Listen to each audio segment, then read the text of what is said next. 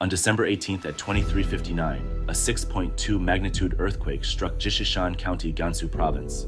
The earthquake triggered landslides, instantly burying 2 villages under 3 meters of mud. As of December 24th, the earthquake resulted in at least 149 fatalities, 979 injuries, and 3 missing persons. Over 15,000 houses were destroyed. The direct economic loss amounted to 532 million yuan, approximately $75 million US. While people mourn the victims and those affected by the disaster, several questions and doubts have emerged. 1. Did the Chinese authorities predict the earthquake? Was there an emergency plan and were people informed? 2. Were the abnormal pre-earthquake phenomena, like ground cracking and emitting steam, and unusual animal behavior, noticed by the government? 3. Why was the earthquake rescue operation hastily concluded within 15 hours? Why did the government refuse civilian and external aids? 4. The earthquake was only 6.2 in magnitude, not considered a major earthquake, so why did it cause significant casualties and economic losses? With these questions in mind, let us seek the truth behind this earthquake. On December 20th, the Hong Kong-based pro-Beijing media outlet South China Morning Post reported that researchers in Shanxi Province received ominous signals of the impending Gansu earthquake 4 days before it happened.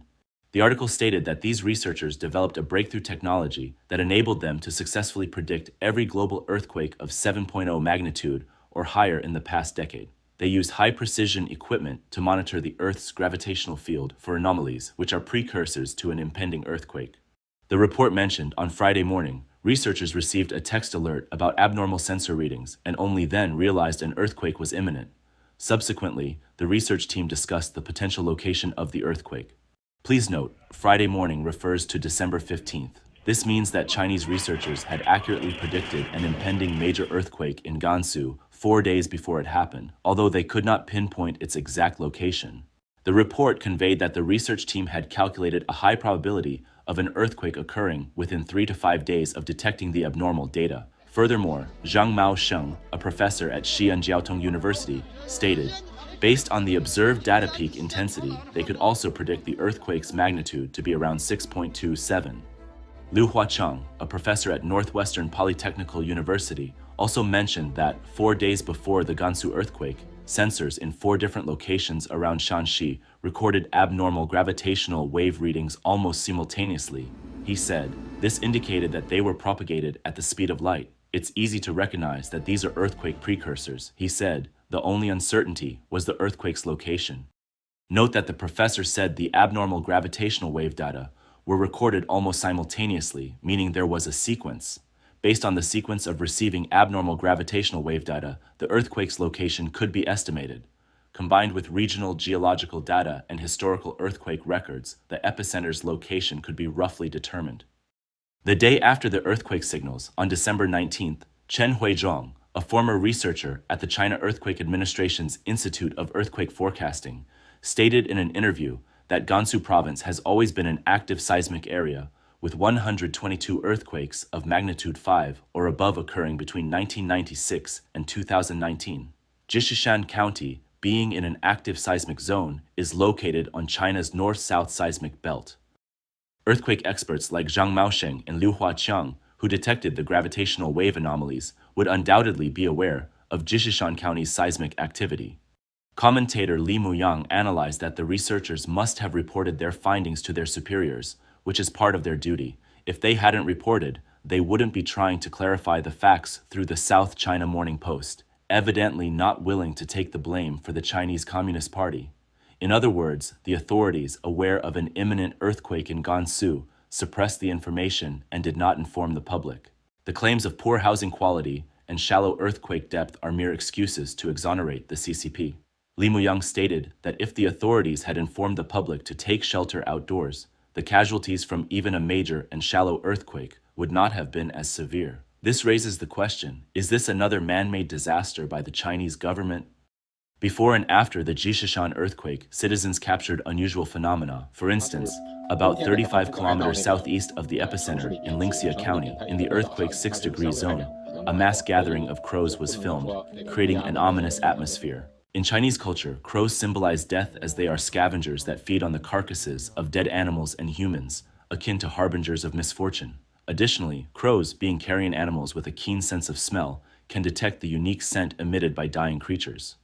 On December 15th, the same day researchers detected gravitational wave anomalies. A netizen filmed ground cracks and white smoke emerging from them, about 100 kilometers northeast of the epicenter in a mountain village. Based on the earthquake precursors published by the China Geological Survey, combined with the observed gravitational wave anomalies, it should not have been difficult to infer that an earthquake was imminent in the Linxia to Lanzhou area. Further analysis of the regional stress field, geological structure, and historical earthquake data could have helped in predicting the earthquake's location more accurately. Alerting the residents in this area could have potentially reduced casualties. Many citizens suspect that the CCP authorities were already aware of the impending 6.2 magnitude earthquake. According to a report on the website of the Lanzhou Municipal Bureau of Industry and Information Technology, dated September 14th, Lanzhou City had conducted an earthquake-related drill on September 13th, with the simulated earthquake's magnitude and depth exactly matching the actual earthquake in Jishishan County. The report stated that the 2023 Lanzhou Power Grid large-scale outage comprehensive emergency drill was held in Myershan Rosetown, Shigu District, Lanzhou City on September 13th. The drill simulated a 6.2 magnitude earthquake in Shigu District with an epicenter depth of 10 kilometers, accompanied by a flash flood disaster. Multiple CCP official media outlets, including Xinhua Net and China Energy News, had reported on this exercise, but most of these reports have since been deleted. Using Google Maps, the distance between the drill site and the epicenter of the earthquake in Liugu Township, Jishishan County, was measured to be only 79 kilometers. The high consistency between the drill's assumptions and the actual earthquake event raises suspicions that the authorities were aware of the impending earthquake. The CCP's official response to the earthquake rescue followed a familiar pattern. The earthquake occurred at 11:59 p.m. on December 18th. However, on December 20th, the Gansu Province Earthquake Relief Command in Jishishan County held a press conference officially announcing that the rescue work had essentially concluded by 3 p.m. on December 19th. It is well known that the golden window for earthquake rescue is 72 hours, yet the CCP officials ceased rescue efforts after only 15 hours. Some remote mountain villages reportedly received no rescue personnel at all. A netizen quoted local villagers saying, "With temperatures dropping below 10 degrees Celsius, who's going to rescue us?" The deployment of a helicopter, dozens of vehicles, and hundreds of soldiers was just for show. They left after taking photos. Soldiers were heard saying, "What's the point of rescuing in such cold weather?" Not only was the search and rescue hastily concluded, but the provision of relief supplies was also inadequate. On December 22nd, a netizen visited a disaster-affected family of 8, including children. They had been living in a cattle shed for 4 days without any relief supplies. Due to the recent significant drop in temperatures across northern China and a severe lack of warm supplies in the disaster area, there have been incidents of people freezing to death. In a video that has gone viral, a man is seen wiping away tears saying, "Just now, while unloading, the rescue team shared some tragic news. Last night, a few kids couldn't withstand the minus 20 degrees Celsius cold. So, right now, there's a desperate need for rescue supplies here, especially those for keeping warm, like blankets, cotton clothes, heaters. Even a car or a camper van would be great. If you have one, you could drive it here to provide some warmth for the kids. Everyone who can, please come help. Being here, it's heartbreaking to see. Many people are living in tents made of plastic sheets, just put together temporarily." According to reports from Chinese state media, the Gansu Province Earthquake Relief Command and the Gansu Emergency Management Department announced on December 19th that the earthquake-stricken area urgently needed a large number of generators, cotton coats, tents, safe stoves, food, and other winter supplies. However, the emergency department had set up a 1219 Linxia Jishishan earthquake social rescue coordination mechanism, advising against external social rescue forces going there on their own. Videos by netizens showed many social rescue vehicles being stopped at the exit of the Jishishan highway. While the disaster area was in dire need of rescue supplies, those already delivered were being sent back. "We have to head back. These are vehicles returning from delivering rescue supplies. Vehicles from social rescue groups aren't being allowed to leave the highway." Netizens expressed their anger, questioning why external rescue forces were rejected at such a crucial time. leaving everyone feeling helpless and questioning the intentions of the officials. Following the earthquake in Gansu on December 18th, famous Chinese singer and philanthropist Han Hong immediately organized a rescue team, arriving at the disaster area on the evening of December 19th to distribute cotton clothing and supplies and provide medical services. From December 19th to 22nd, the Han Hong Love Foundation posted daily updates on its relief activities. However, on December 23rd, it was discovered that the foundation had suddenly closed its fundraising channel, leading to widespread attention and speculation. Independent commentator Wang Weimouth posted on social media X, revealing that on December 23rd, the party secretary of the Gansu branch of the Chinese Red Cross criticized Han Hong and ordered the immediate withdrawal of her foundation's rescue team from the disaster area. They were also instructed to close the donation channel and transfer the received funds of over 60 million yuan to the Red Cross account. This news, reported by several mainland portals, sparked dissatisfaction and criticism among netizens, who believed that Han Hong had encroached on the interests of certain individuals. Given the various negative reputations of the Chinese Red Cross and the China Charity Federation, there is widespread distrust of these organizations, and people are reluctant to donate to them. This Gansu earthquake donation drive, did you notice? It's like everyone suddenly became aware. There are a lot of donors now, and most importantly, it seems like many prefer donating to the Han Hong Foundation. People are hesitant to donate to the Charity Federation or the Red Cross. They're scared. When I tried to donate, I also looked for the Han Hong Foundation but couldn't find it. Although I didn't donate much, I was afraid of corruption. Nowadays, everyone is fearful and distrustful of organizations like the Charity Federation or the Red Cross. People are willing to donate, but they worry about where their money is going. Is it being used effectively or reaching the earthquake victims? That's the fear everyone has, and it's particularly noticeable this time. Videos circulated among the public show that the earthquake caused devastating casualties, leading to doubts that the actual number of victims far exceeds the official figures. After the earthquake, sandbursts occurred in Jindian Village and Kaotan Village in Zhongchuan Township, Haidong City in Qinghai, about 35 kilometers southeast of the epicenter. Waves of dense mud, reaching a height of 3 meters, rolled into the villages, destroying and burying numerous houses and trapping villagers. A family member of one of the victims from a neighboring village told the Chinese media that shortly after the earthquake, they were hit by a mudslide, burying 4 members of his mother-in-law's family. More than 10 people were buried in the village. Yang Haiping, who luckily escaped with his family, described being woken up by a terrifying sound during the earthquake, feeling as if thunder was rumbling in their ears. The ground and walls shook violently, making it difficult to stand while trying to escape. Shortly after, another loud sound was heard nearby, which he later learned was the sound of the mudslide. The area, which was lower in elevation than Yang's house, was buried by the mudslide. Reportedly, Jindian village alone had 414 households with around 1,800 residents. Facing such a heavy toll on human life and people left homeless in harsh temperatures of -10 degrees, the Chinese government seemed to be more concerned with propaganda than actual relief. State media heavily reported positive energy and feel-good news, such as 87,000 people being relocated to temporary shelters, fire departments checking each tent to ensure heaters and blankets were provided, and victims having hot noodles and dumplings to eat. However, messages from the disaster area tell a different story. Victims said, "It's all lies, no one cares about us. The government and army are busy maintaining stability. Who has time for you? They're using natural disasters to fool and distract people again." A video posted by a netizen on X platform shows firefighters eating on the ground in the disaster area with muddy shoes but clean clothes above the knees, suggesting staged photography to deceive the public. On December 23rd, Chinese Premier Li Qiang visited the disaster areas in Gansu and Qinghai. In addition to the usual rhetoric about ensuring warmth, food safety, and fire prevention patrols and rebuilding disaster areas, Li specifically emphasized the need for propaganda. The Chinese government is leveraging the earthquake situation to influence public opinion and control the narrative, while restricting the expression of civilian perspectives.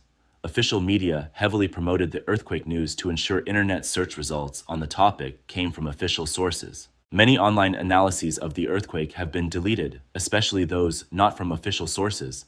After each disaster, citizens who post information considered unfavorable by the authorities are warned or detained.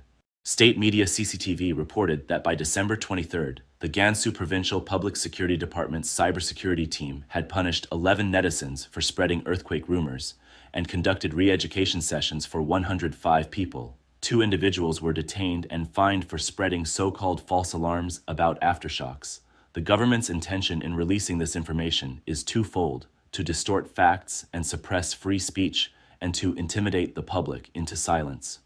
Many are questioning why the 6.2 magnitude earthquake in Jishishan County caused such significant casualties and destruction of 15,000 homes. Xu Shiwei, former director of the China National Natural Disaster Prevention Institute and professor at China University of Geosciences, attributed the heavy casualties to multiple factors such as poor seismic resistance of buildings, dense population in the affected area, and the earthquake occurring at night when people were unprepared. Zhou Yang, an expert from the Earthquake Building Damage Mechanism and Prevention Key Laboratory of the China Earthquake Administration, noted that the epicenter in Liugu Township, Jishishan County, had no comprehensive seismic design in rural housing, coupled with the use of inferior building materials and a relatively shallow earthquake depth of 10 kilometers.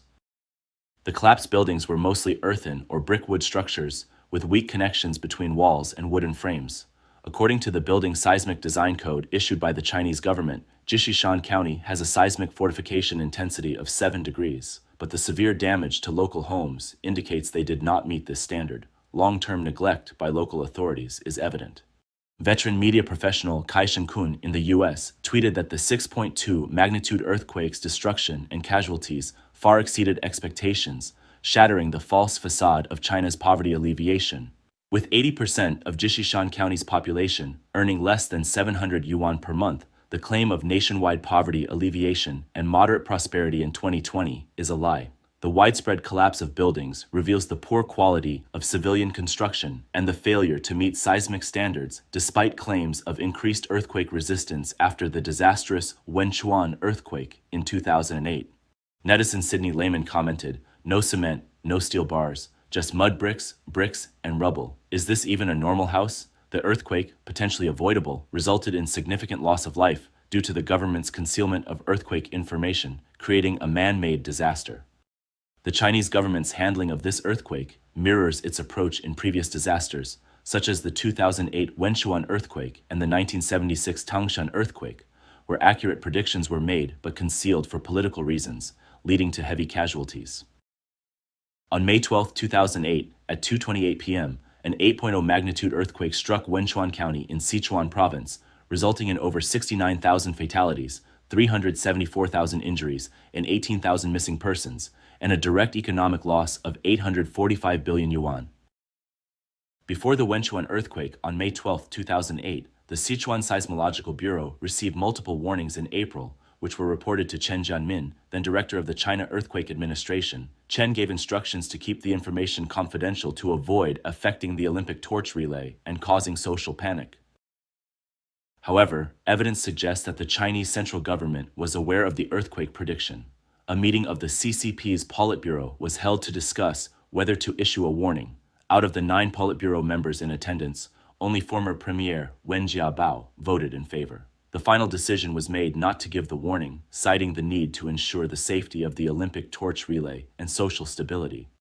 According to a source who accompanied Chen Jianmin on an overseas inspection, Chen dared to instruct the China Earthquake Administration not to report the earthquake because he had called the State Council General Office and then the Chinese ex-president Jiang Zemin's office. He received a response from Jiang Zemin, stating that, in order to ensure the safe relay of the Olympic torch and maintain social stability, the matter should not be escalated or brought to the attention of the central government, and it was Chen's responsibility to manage this situation. On July 28, 1976, at 3:42 a.m., a massive earthquake struck the Tangshan area in Hebei Province, reducing the city to ruins and resulting in over 242,000 deaths and 164,000 serious injuries. Just hours before the Tangshan earthquake, Liu Zihou, the first secretary of the Communist Party of Hubei Province, and other provincial elites were engaged in a power struggle meeting at the Jingxi Hotel in Beijing, which had been ongoing for over a month. They paid little attention to the impending disaster that would affect the lives of ordinary people. Senior officials and intellectuals at the National Earthquake Bureau, warned by the political movements of the time, suppressed earthquake forecasts out of fear that an inaccurate prediction would jeopardize the political movement at the time and bring misfortune upon themselves. This suppression included efforts and reports from both the informal, semi-civilian earthquake prevention network in the Tangshan area and the formal National Earthquake Bureau's Analysis and Prediction Division in the Beijing-Tianjin area, as well as predictions from renowned experts like Geng Xingguo of the Beijing Seismic Team. The deputy director of the National Earthquake Bureau's Analysis and Prediction Division, responsible for North China's seismic situation, Mei Shirong, expressed concern and said at the time, "The earthquake prevention efforts in northern Sichuan have already caused chaos. How can the Jingjintang area afford more disruption? Beijing is the capital, and earthquake predictions must be approached with caution." Unable to act otherwise, the head of the Beijing-Tianjin group of the Analysis and Prediction Division, Wang Chengmin, could only informally communicate during an evening discussion at a meeting, in a personal capacity rather than representing the Earthquake Bureau. The prediction that an earthquake of magnitude 5 or above might occur in the Tangshan and Luanxian area from July 22nd to August 5th. Wang Chunqing, who oversaw earthquake work for the Qinglong County Science Committee in Hubei Province, and Qinglong County leader Ran Guangqi, who heeded Wang Chengmin's information, took measures to notify every person in the county about the possible earthquake before July 26. As a result, no one in Qinglong County, located just 115 kilometers from Tangshan, died in the massive earthquake. Within the seismic field, Chinese earthquake scientists are recognized as world-leading in their field. On July 28, 2006, at 9:43 a.m., CCTV's Decision Makers Speak program aired an interview with Chen Jianmin, the head of the National Earthquake Bureau, where Chen candidly stated, "Earthquakes can be predicted." After the Wenchuan earthquake, Chen Jianmin revealed in an interview with the People's Daily that over 30 years, China had successfully predicted over 20 earthquakes, including the 2 earthquakes in Wuxia County, Xinjiang, on March 23rd and 24th, 1971, the 7.4 magnitude earthquake in Longling and Luxi, Yunnan, on May 29, 1976, the 7.2 magnitude earthquake in Songpan and Pingwu, Sichuan, on August 16, 1976, and the 7.3 magnitude earthquake in Menglian, Yunnan, on July 12, 1995. Incomplete statistics show that since the establishment of the National Earthquake Bureau in 1970, the Earthquake Department has recorded at least 77 earthquake predictions, including 31 strong earthquakes and 46 moderate and perceptible earthquakes. Apart from the Earthquake Bureau system, there are hundreds of accurately predicted seismic cases. On February 4, 1975, at 7:36 p.m., a 7.3 magnitude earthquake struck Haicheng in Liaoning Province. The casualty rate in the densely populated epicenter was only 0.32% of the total population, with over 1,300 deaths, which was 10% of the expected number of deaths, without an earthquake warning and evacuation of residents. The main reason for the low casualty rate was the accurate prediction made by the Liaoning Earthquake Department. On the morning of February 4th at 8 a.m., the Liaoning provincial government held an emergency meeting to discuss specific arrangements for earthquake prevention. At 10:30 a.m., the provincial government notified all cities and relevant departments by phone, instructing them to raise alertness and mobilize the public to earnestly undertake earthquake prevention and resistance work. Following the phone notification, various sectors of the community urgently mobilized. Government offices, schools, factories, mines, hospitals, and shops organized earthquake resistance and rescue teams, prepared disaster relief vehicles and materials, and some movie theaters even posted notices stating outdoor screening due to earthquake. Current affairs commentator Henry Lee stated that earthquakes can be predicted, and the significant casualties caused by this recent earthquake are the dire consequences of the CCP authorities concealing such forecasts.